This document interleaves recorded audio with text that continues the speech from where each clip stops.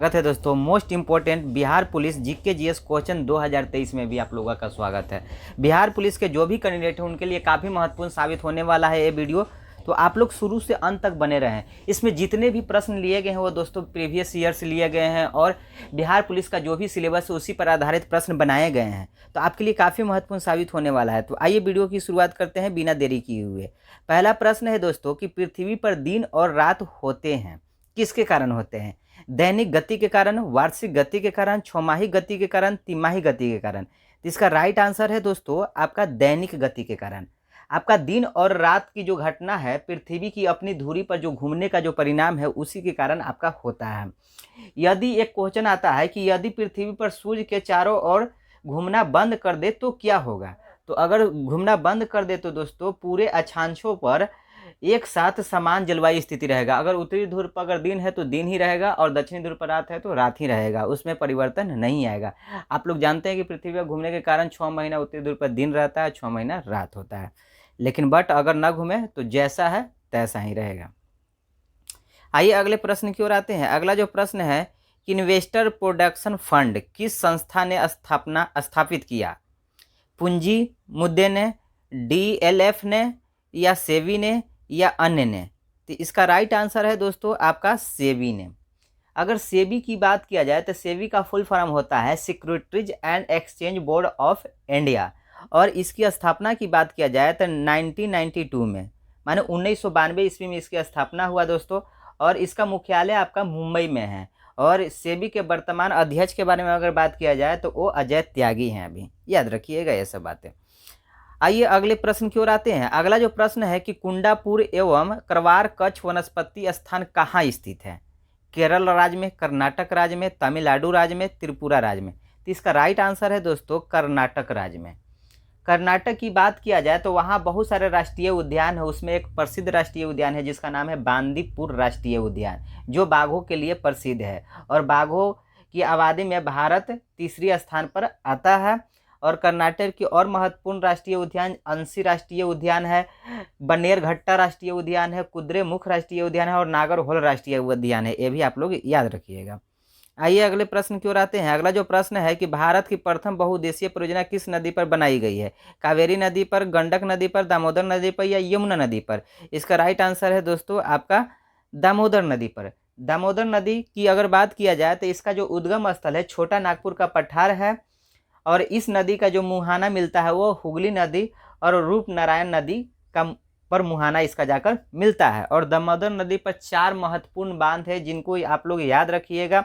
एक तिलैया बांध है, एक कोनार बांध है, और एक मैथन बांध है, और एक पंचत पहाड़ी बांध है। 4 बांध है जो दामोदर नदी पर प्रसिद्ध है दोस्तों, याद रखिएगा।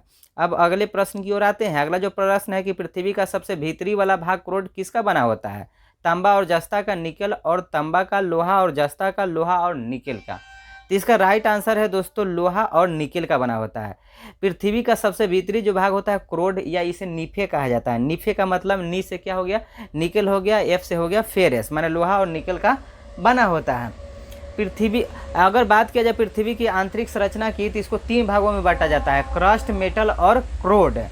और पृथ्वी का जो क्रोड होता है उसको भी 2 भागों में बांटा जाता है, बाहरी क्रोड और आंतरिक क्रोड।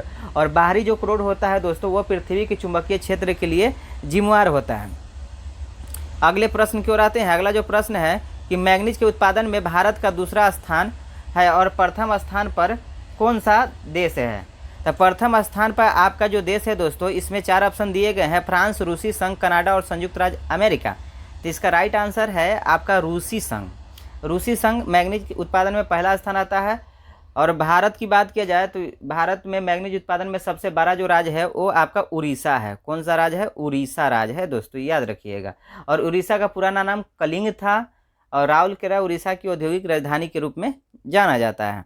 आइए अगले प्रश्न की ओर आते हैं। अगला जो प्रश्न है कि निम्नलिखित में से कौन सा देश कोयले का सबसे बड़ा उत्पादक है? ब्राजील, भारत, अमेरिका या चाइना? तो इसका राइट आंसर है दोस्तों, आप लोग भी बताइए इसका जवाब कॉमेंट बॉक्स में क्या होगा, बट इसका राइट आंसर है चाइना। चीन कोयले के उत्पादन में पहला स्थान आता है, और भारत आपका दूसरा स्थान आता है, और तीसरे स्थान पर आपका अमेरिका आता है।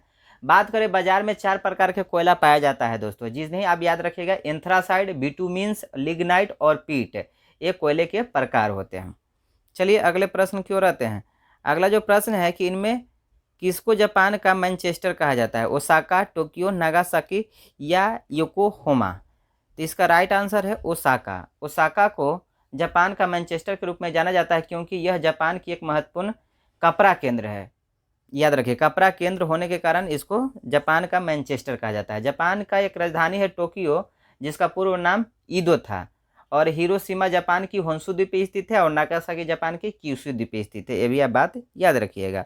अगले प्रश्न की ओर आते हैं। अगला जो प्रश्न है कि भारत के स्वतंत्रता संघर्ष के दौरान डेक्कन एजुकेशन सोसाइटी नामक संस्था की स्थापना किसने किया था? 4 ऑप्शन है, जवाहरलाल नेहरू, रविंद्रनाथ टैगोर, बाल गंगाधर तिलक, व्योमेश चंद्र बनर्जी। तो इसका राइट आंसर है दोस्तों आपका बाल गंगाधर तिलक। अगर बात किया जाए डेक्कन एजुकेशन सोसाइटी की, तो स्थापना इसका 1884 ईस्वी में हुआ था दोस्तों, याद रखिएगा। आइए अगले प्रश्न की ओर आते हैं। अगला जो प्रश्न है कि 1857 के गद्दर के समय भारत का गवर्नर जनरल कौन था? Lord Canning, Neil Armstrong, John Mathai या अन्य? तो इसका राइट आंसर है दोस्तों लॉर्ड कैनिंग। लॉर्ड कैनिंग आपके 1856 से लेके 1860 तक ये भारत के गवर्नर जनरल रहे, और इनको 1858 में भारत का वायसराय भी प्रथम बना दिया गया था। ये भी बातें आप लोग याद रखिएगा। और आर्य समाज की स्थापना जो किए थे आपके दयानंद सरस्वती साहब ने किए थे।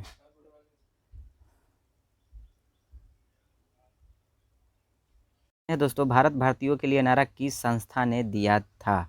आस्कीय संस्था, आर्य समाज, ब्रह्म समाज या अन्य ने? तो इसका राइट आंसर है दोस्तों आपका आर्य समाज ने। आर्य समाज की बात किया जाए तो इसकी स्थापना दयानंद सरस्वती साहब ने किए थे, और भारत भारतीयों के लिए ये नारा भी आपके दयानंद सरस्वती जी ने ही दिए थे।